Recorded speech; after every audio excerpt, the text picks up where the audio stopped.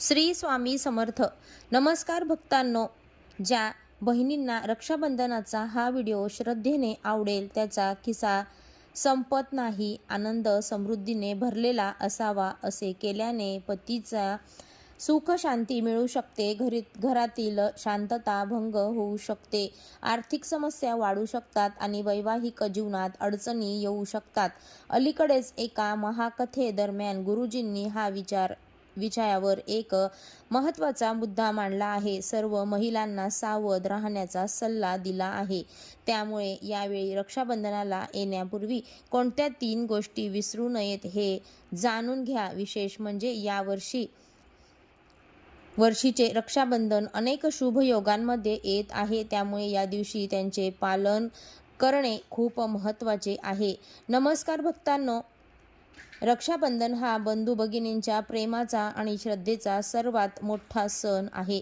या दिवशी बहिणी आपल्या भावाच्या मनगटावर राखी बांधतात आणि त्या बदल्यात तो आयुष्यभर तिचे रक्षण करण्याचे वचन देतो. परंतु तुम्हाला माहीत आहे का की या शुभ दिवसाशी संबंधित काही प्राचीन श्रद्धा आहेत ज्याबद्दल फार कमी लोकांना माहिती असते. असे म्हटले जाते की जर एखाद्या विवाहित मुलीने रक्षाबंधनाच्या दिवशी तिच्या सासऱ्यांकडून या 3 गोष्टी तिच्यासोबत आणल्या तर त्यांच्या संपूर्ण कुटुंबावर अशुभ परिणाम होऊ शकतो. या 3 गोष्टी काय आहेत, यामागे धार्मिक कारणे काय आहेत आणि रक्षाबंधन 2026 रोजी कशाची विशेष काळजी घेतली पाहिजे जेणेकरून घरात सुख, समृद्धी आणि माता लक्ष्मीची कृपा राहील. पण त्याआधी 2026च्या रक्षाबंधनाबद्दल जाणून घेऊया. भक्तांनो, रक्षाबंधनाचा हा पवित्र सण दरवर्षी श्रावण पौर्णिमेच्या दिवशी साजरा केला जातो. पण यावर्षी 2026 मध्ये एक मोठा गोंधळ झालेला आहे. कोणीतरी म्हणत आहे की 26 ऑगस्ट राखी बांधली जाईल, तर कोणी म्हणतं 27 ऑगस्ट. इतके लोक 28 ऑगस्ट म्हणत आहेत. अशा परिस्थितीत बंधू भगिनींच्या मनात प्रश्न उपस्थित आहे की योग्य तारीख काय आहे, शुभ वेळ कोणती आहे, आणि किती वेळ लागेल.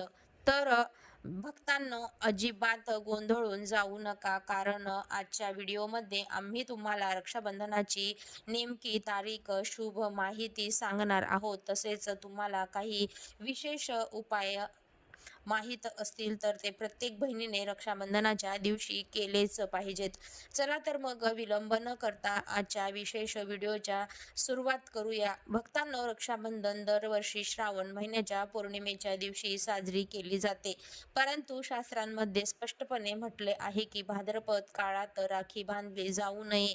जर एखाद्या बहिणीने भाद्रपद काळात राखी बांधली तर ती अशुभ मानली जाते आणि असे करणे हानिकारक ठरू शकते.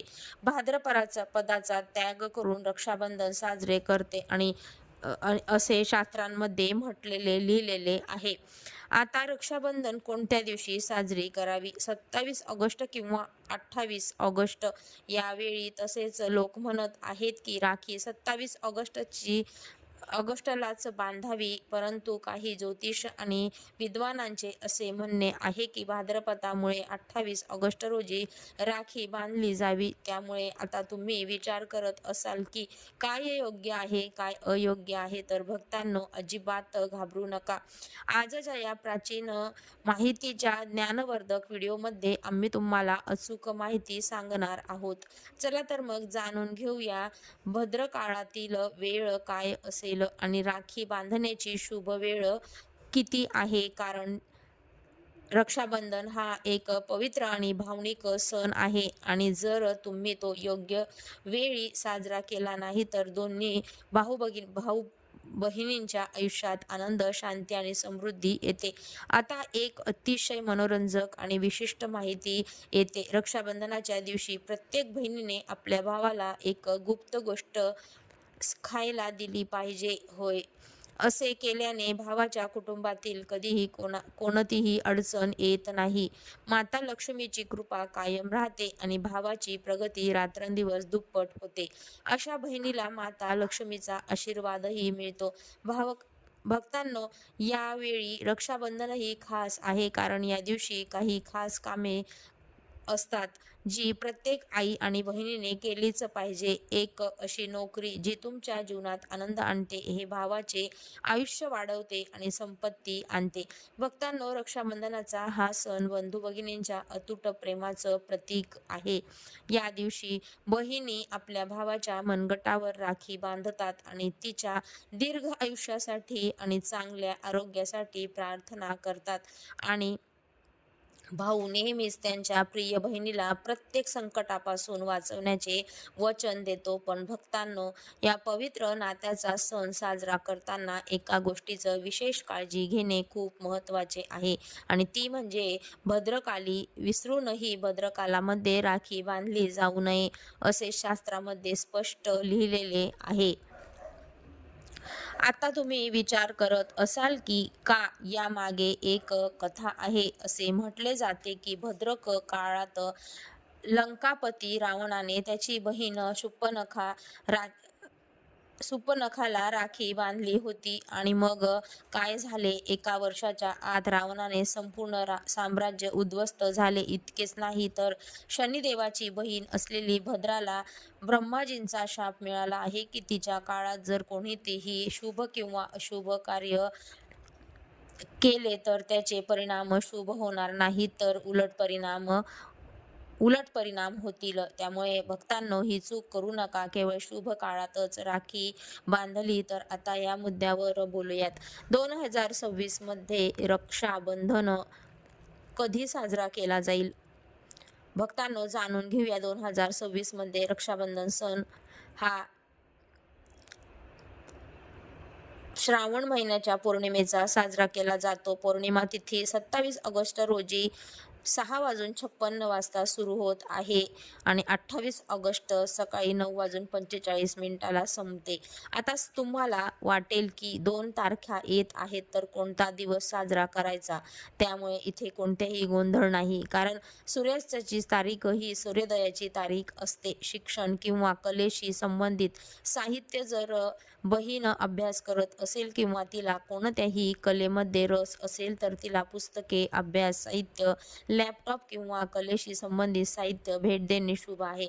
यामुळे देवी सरस्वती आशीर्वाद मिळतो. तर तुम्ही भेटवस्तू ठरवू शकत नसाल तर बहिणीला रोख रक्कम किंवा धनादेश देणे सर्वोत्तम मानले जाते.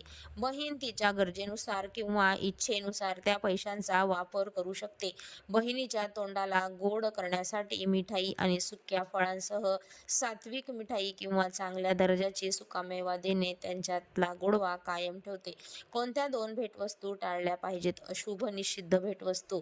शास्त्र आणि वास्तुशास्त्रानुसार काही भेटवस्तू आहेत ज्या जाणून बुजून नातेसंबंधांमध्ये कटुता किंवा जीवनात नकारात्मकता आणू शकतात. तीक्ष्ण किंवा धारदार वस्तू. तुमच्या बहिणीला चाकू, कात्री, तलवारी, शोपीस किंवा तुटलेल्या काचेच्या वस्तू कधीही भेट देऊ नका. त्यामुळे नात्यात कटुता येऊ शकते. तुमच्या बहिणीला भेट म्हणून कधीही काळे किंवा पूर्णपणे पांढरे कपडे देऊ नका. सनातन परंपरेत शुभ प्रसंगी काळा रंग नकारात्मक आणि दुःखाचे प्रतीक मानले जाते. पादत्राणे, चप्पल किंवा चामड्याची वस्तू, पादत्राणे, सँडल किंवा चामडे पट्ट्यापासून बनवलेली पर्स इत्यादी देणे टाळा.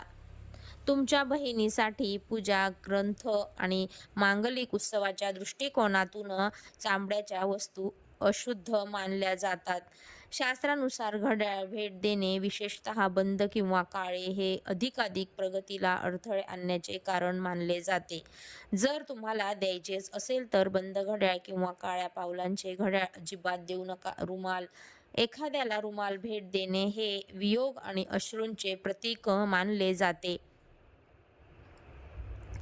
त्यामुळे गळतीची शक्यता वाढते. काटेरी रोपे किंवा हिंसक आकार. बहिणीला घरासाठी कॅक्टस किंवा शिकारी प्राण्यांसारखे काटेरी वनस्पती छायाचित्रे देऊ नका. भेटवस्तू देताना लक्षात ठेवण्यासारखे 3 महत्त्वाचे नियम.